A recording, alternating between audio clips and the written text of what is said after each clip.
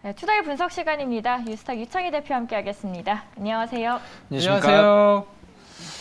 최근에 이제 우리가 그래도 어제 하루 쉬는 동안에 미국에서 거래되고 있는 NDF 환율은 네. 좀 안정을 찾긴 했어요. 그래서 1,300원 초반까지 다시 내려와 주면서 좀 뭐랄까 중국발 효과일 수도 있는데 그동안에 우리나라의 환율을 보시면 지금 뭐 1,200 초반에서 1,300원까지 또 가파르게 올라와 버려서 한은이 기준금리를 동결했죠. 그래서 기준금리 동결한 영향 때문에 오히려 환율이 튀고 외국인이 자금이 이탈하는 거 아니냐 이런 해석도 나오고 있고 시기상조였다. 좀 앞으로 또 금리를 또 올리면서 환율을 잡을 것이다 이런 의견도 있는데요. 일단 한국 시장에 대한 전체적인 분위기를 보려면 환율 시장을 안 볼 수가 없거든요. 이 부분에 대한 얘기를 좀 한 번 더 시작해 보아야 될 것 같습니다. 네. 뭐 일단은 외부적인 요소로 본다라면 미국 달러화가 좀 예. 강세를 띌 수 있는 흐름이라는 것이죠. 물론 어저께 달러 지수는 좀 달러 인덱스는 조금 하락을 하긴 했습니다만은 그 채권 금리 같은 게 10년물 기준으로 4%가 돌파를 했습니다. 제가 알기로 돌파한 걸로 알고 있는데 미국 주채 10년 금리가 강하다라는 것은 결국에는 달러도 강할 수밖에 없는 부분들이기 때문에 첫 번째로 부담되는 것이고 또 하나는 일본 BOJ 총재 후보가 청문회 한 이후에 발언들을 보면 금융 완화를 조금 더 지속할 것 같은 발언들을 하고 있죠. 아직 네. 뭐 총재가 되진 않았지만 그런 부분들도 조금은 달러를 좀 강하게 밀어 올릴 수 있는 요소라 생각을 좀 하고 있어요. 그래서 일단은 뭐 국채금리 상승이라든지 뭐 그 미국 국채금리의 상단의 최대치가 그 한 5% 초반에서 5% 중후반까지도 지금 얘기가 나오고 있다 보니까 한국과의 금리 차이에 대한 어떤 부담감들이 작용하고 있고요. 두 번째는 내부적인 요소죠. 아무리 외부적으로 안 좋다고 하더라도 우리나라가 강하게 나올 수 있는 요소가 많다라면 원하는 약세는 제한적이겠습니다만은 지금 수출입 동향이 발표가 됐죠. 2월 달에. 결국에는 적자가 더 확대되는 결과를 좀 보여줬다는 것이죠. 그래서 네. 1, 2월 달 무역 적자 180억 달러로 작년 1년 동안 적자 나온 거에 39% 수준을 기록을 했고 적자가 더 확대되고 있다는 것이죠. 물론 이제 1, 2월은 계절적 요인이 좀 있습니다. 에너지 수요가 좀 많은 그 월이기 때문에 그런 것이 감안된 것이라면 3월 달에 좀 개선될 수 있는 여지가 좀 있는지 3월 1일부터 3월 10일까지 흐름들 그 무역 수지 중간 발표를 했을 때 만약 적자가 축소가 되지 않는다. 적자 흐름 확대가 되는 흐름들이 이어진다라면 추가적인 원화를 약세로 갈 수 있는 좀 그 빌미를 좀 제공할 수 있지 않을까 생각을 좀 하고 있습니다. 특히 반도체 관련해서 수출 감소가 계속 확인되고 있는 부분들이 좀 있기 때문에 좀 외부적인 변수, 내부적인 변수 모두 원화가 약세를 띌 수밖에 없지 않나. 오히려 원화 약세를 더 가속화시킬 수 있다라고 생각을 좀 하고 있어요. 그래서 일단은 3월, 그러니까 2월 중순 이후에 보면 외국인들이 약간 매도 우위를 보여주고 있는데 3월 달도 일단은 뭐 3월 초는 현재 같은 흐름들 외국인들이 매수보다는 조금 매도 우위를 보일 가능성이 높다 생각을 좀 하고 있습니다. 그래서 좀 걱정되는 것은 외국인들이 매도가 중요한 게 아니라 종합주가 지수 기준으로 본다라면 1월 저점 대비해서 지수는 한 10% 가까운 상승을 보여줬어요. 근데 환율 쪽에서 손해를 본 게 한 8% 정도 되거든요. 특히 외국인들이 한 1월 달에부터 2월 초까지 해서 한 8조 원 가까이를 매수를 했는데 삼성전자 하이닉스에 집중됐다는 것이죠. 근데 삼성전자가 거의 한 3,500억 이상 매수가 들어왔는데 순매수가 삼성전자의 상승률이나 오히려 환에서 손해본 거나 비슷하다는 것이죠. 그래서 그런 거에서 봤을 때 오히려 외국인들은 만약에 여기서 조금 더 반도체 이번에 그 미국 지원법 관련해서도 만약에 부정적인 이슈가 나온다라면 반도체 쪽이라든지 혹은 2차 전지 쪽 이런 부분들에 대해서 어떤 수급은 조금 더 악화될 수 있는 가능성을 좀 대비할 필요가 있지 않을까 판단하고 있습니다. 안 그래도 그 반도체 지원 세부안을 발표했는데 한마디로 뒤통수를 때렸다라는 표현을 하고 있습니다. 아무래도 삼성전자, SK가 반도체 생산 시설을 다 결정을 해놓긴 했는데 이제 초과 이익을 환수한다라는 네. 부분이 많은 분들을 놀라게 했고 이게 거의 보조금이 아니라 기술이랑 인력을 인질로 삼아서 사채 꿔준 거다라고 하거든요. 반도체 주들의 혼선은 좀 불가피할 거라고 보시나요? 그렇죠. 뭐 지금 초과 이익 환수가 중요한 게 아니라 예. 10년 동안 이 지원을 받게 되면 중국이라든지 미국이 지정하는 좀 그 안 좋은 국가에 대해서는 투자를 할 수 없는 것인데 이거에 대한 기준이 불명확하다는 것이지. 그냥 미국, 중국이라고 단정을 지어주면 좋겠는데. 그래서 그런 부분들도 있고 또 하나는 우리가 예를 들어서 제가 부모님 집에 얹혀 산다고 하더라도 제 방에 저희 엄마 아버지께서 문을 벌컥벌컥 여는 거 싫어하거든요. 그쵸. 근데 지원 조금 해줬다라고 해서 언제든지 자기들이 보고 사찰하고 싶으면 사찰할 수 있다. 이런 법 내용들도 있습니다. 이런 것들이 상당히 불합리하게 적용되어 있는 게 있어서 이걸 정말 받아야 되는 것인지 말아야 될 것인지에 대한 어떤 고민거리 이런 부분들이 결국에는 이제 투심으로 나올 수밖에 없는 부분들이기 때문에 이번 주 다음 주까지는 흐름을 좀 봐야 되지 않을까 판단하고 있습니다. 이게 또 미국만 믿기에는 발등을 찍힐 수도 있고 중국을 아예 배제할 수는 없으니까 우리 정부는 센터장님 그러면 어떤 카드를 좀 내놓으면 좋을까요? 기본적으로 우리가 할 수 있는 부분들은 뭐라 그럴까요? 정부 정책상에서 나올 수 있는 거는 딱히 있진 않아요. 기업 쪽에서 이제 정책을 결정하는 거기 때문에 우리나라 내부에서의 어떤 생산시설을 가동하는 부분들도 사실 또 우리는 수출을 하는 구조이고 또 미국 내에서의 생산하는 것보다는 또 원가 구조가 다를 수밖에 없어서 딱히 있지는 않지만 그래도 조금 다행스럽다라는 거는 우리가 그래도 이제 치포 동맹 안에서 우리가 만들어내는 제품을 사용하지 않고서는 그 치포 동맹이 가능하진 않아요. 그래서 이 협상을 위해서는 가장 센 것들을 갖고 나오잖아요. 그런 상황에서 어제 우리가 이제 알고 있었던 미국에서의 정책은 가장 세게 나온 거기 때문에 그 안에서 접점을 찾아가는 거는 있을 수 있겠다는 거지만 당장은 이렇게 뭔가 해결의 구조를 갖고 가는 이슈는 아닐 수 있다라는 생각은 들어요. 자, 그렇다면 삼성전자, SK하이닉스의 고민이 굉장히 많을 것 같은데 네. 선택의 기로에선 이 둘은 어떻게 하면 좋을까요, 대표님? 일단은 뭐 전체적으로 봤을 때 저는 조금 비중을 좀 줄이는 게 맞지 않을까 판단을 좀 하고 있어요. 왜 그러냐면 물론 이제 지금 아까 말씀드린 것처럼 그 1월달 상승한 거 절반 가까이가 절반은 아니지만 그래도 한 30% 이상 삼성전자 같은 경우 주가가 좀 하락을 했어요. SK 하이닉스 같은 경우도 좀 주가를 본다라면 좀 고점 대비해서 좀 일정 부분 좀 조정이 나왔습니다만은 제가 걱정되는 부분들은 그거 같아요. 이번 치포 동맹 그 지원법 관련해서는 아직 명확하게 정해진 건 없습니다. 오히려 미국이 구체화된 부분들 구체화하지 않은 부분들이 좀 있기 때문에 오히려 더 불확실성은 더 커지면 커졌지 줄어들진 않을 거라 생각을 좀 하고 있어요. 그럼 이 부분에 대한 부분들은 또 장기적인 이슈들이기 때문에 지금 이렇다 저렇다 말씀드릴 수는 없는 거지만 실적은 바로 한 달 뒤면 나오거든요. 네. 삼성전자 1분기 실적은 바로 4월 초에. 그러면은 과연 우리가 업황 바닥이 1분기나 늦어도 2분기나 될 거라는 기대감으로 1월 달에 주가가 많이 올랐던 것인데 그 사이에 리포트를 보면은 뭐 삼성전자 영업이익 1조 원대 얘기도 있고 하이닉스는 더 확대된다라는 리포트가 나오고 있고 오히려 업황 바닥이 2분기가 아니라 3분기나 4분기가 될 수 있다는 리포트가 나오고 또 있거든요. 그러면 투자자들 입장에서는 이제는 신뢰성이 떨어진다는 거예요. 그동안에는 삼성전자라든지 하이닉스의 실적이 안 좋게 나오면 조금만 참으면 돼 그렇죠. 하는 생각으로 저가 매수가 들어왔다라면 예. 아니었어? 하는 심리가 나올 수 있다는 것이죠. 예를 들어서 조선업황이 그랬었거든요. 한 몇 년 동안 이번이 바닥이야 했는데 계속 안 되면서 주가가 하락을 한 것이기 때문에 물론 뭐 삼성전자 이 반도체 섹터가 몇 년 동안 그렇게 간다는 뜻은 아니지만 우리가 생각했던 것보다 타이밍이 만약에 뒤로 밀리게 되는 모습이 나온다라면 실망 매물이 꽤 많이 나올 수 있다 생각을 좀 하고 있어요. 그러면 지금부터 제가 계속 최근 한 달 사이에 말씀드린 게 증시가 조금 고점대 과매수 권역에 놓여 있다라고 말씀드려 왔었고 그리고는 지금은 가격 조정 아니더라도 기간 조정은 좀 더 나올 수 있다고 보고 있는데 거기다가 실적 시즌이 3월 넘어가면서 나온다라면 저는 무리해서 지금은 조정 시에 저가 매수를 할 필요는 없다. 조금 비중을 줄여놓고 예. 4월 초의 흐름을 확인하면서 접근하는 게 맞지 않을까 판단하고 있습니다. 네.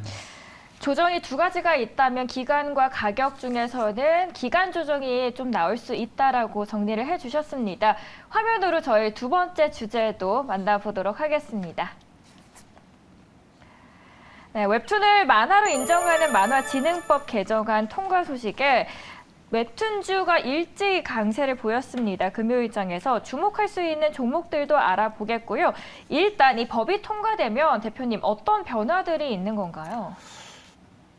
솔직히 저도 어떤 변화가 있을지에 대해서는 명확하게 네. 말씀을 드릴 수는 없는데 네. 일단은 우리가 1월 달에 저희가 그 방송 내용 주제를 했었던 게 문체부가 맞아요. 네. 지적재산권 확대 관련해서 좀 그 예산을 역대급으로 편성하겠다 얘기가 좀 있었죠. 그때 그 역대 최대치로 우리가 알고 있었는데 그게 연장선의 내용들인 것 같아요. 어쨌든 이제 그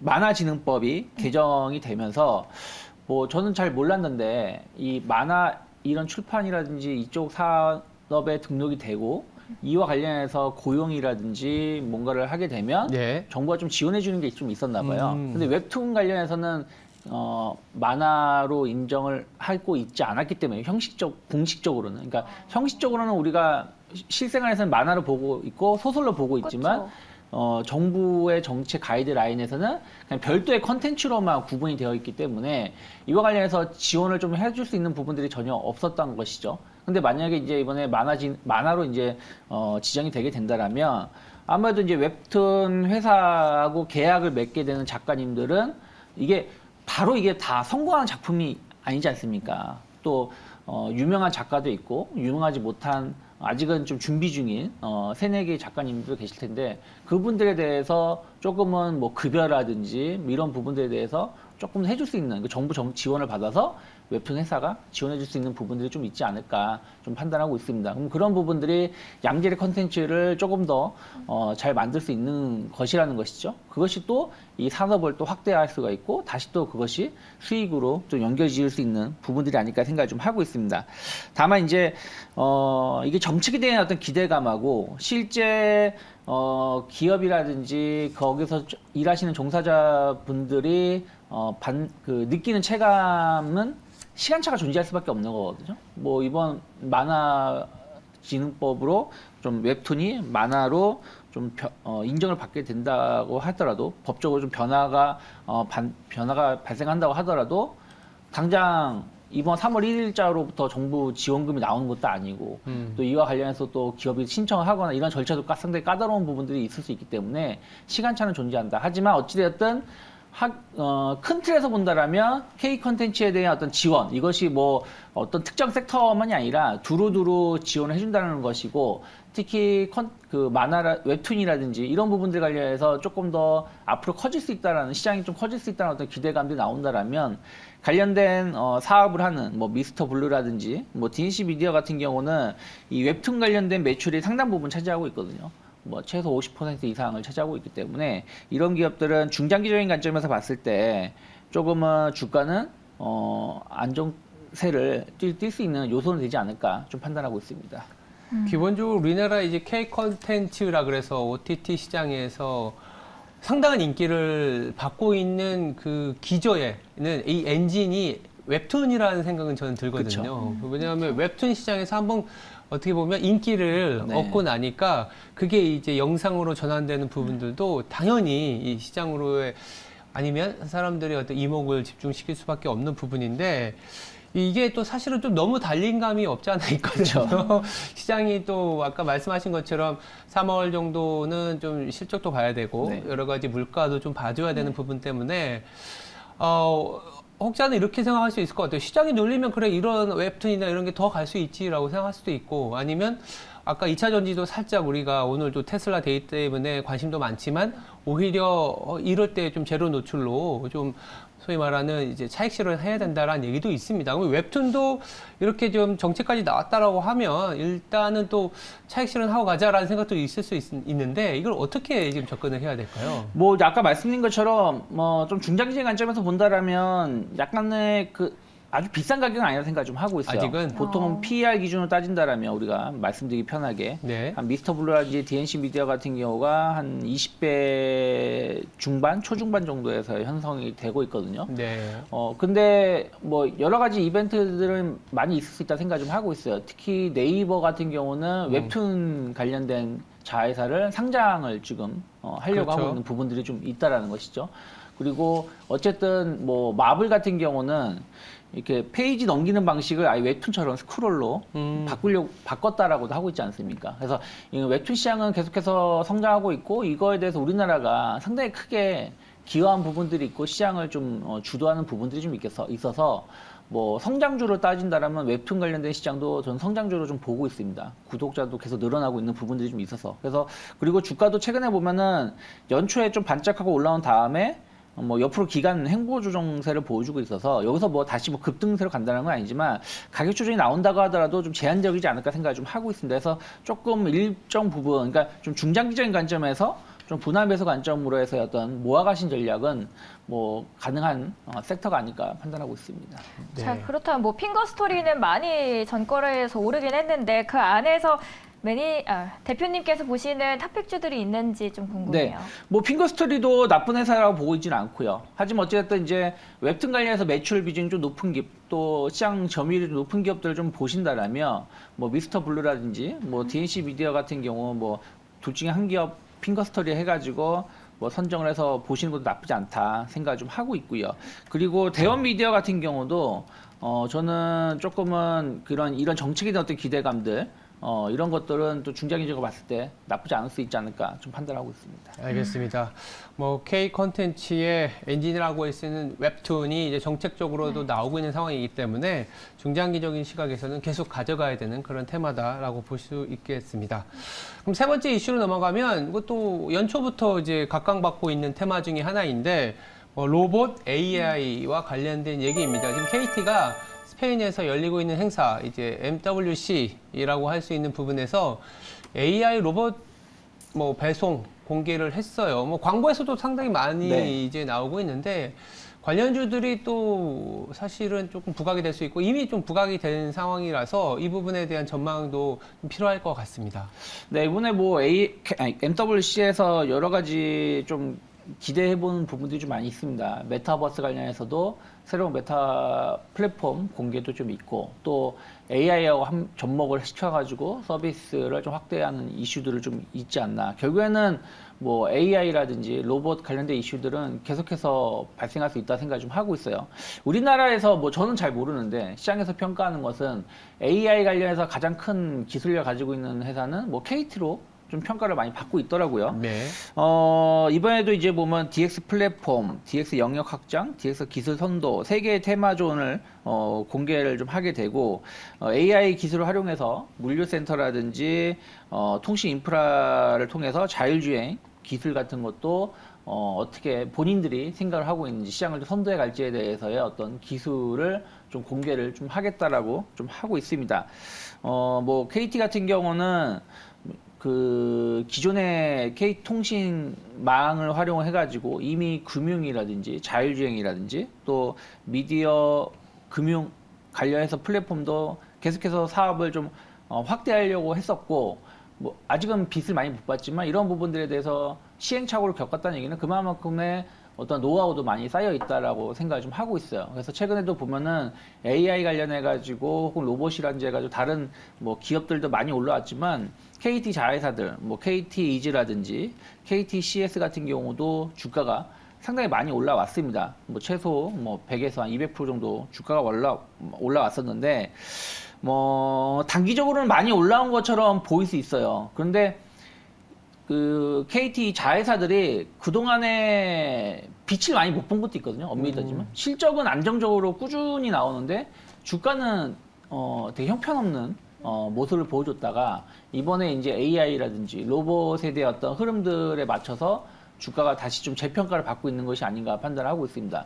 그리고 아까 말씀드린 것처럼 사업을 확장할 수 있는 기술력이라든지 이러한 인프라는 KT 내에서도 상당히 좀 잘 짜여져 있는 부분들이 좀 있어서 단기적으로 많이 오른 거는 부담스럽다고 보고 있지만 예. 길게 본다라면 조금 일정 그 AI라든지 로봇, 뭐 메타 이런 테마는 올해 내년 계속 좀 장기적으로 갈 거라 좀 보고 있기 때문에 좀 일정 부분 조정이 나온다라면 관심 있게 볼 수 있는 종목군에 넣어놓고 계속 좀 지속적으로 관찰을 할 필요가 있지 않을까 좀 판단하고 있습니다.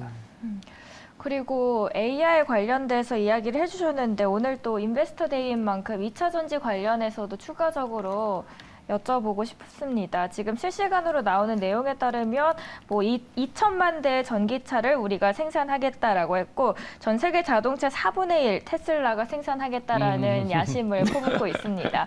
그리고 이 외에도 리튬 이야기도 나오고 있고요. 철 아이온 관련한 배터리 이야기를 했거든요. 뭐 이런 채광 관련한 부분들이 우리는 부담을 줄이기 위해서 최대한 재활용 가능한 부분으로 만들고 있다라고 했는데 이렇게 2차 전지 그리고 지금 인베스트 데이에 나온 내용들을 포괄적으로 봤을 때 오늘장 어떻게 보면 좋을지 여쭤볼게요.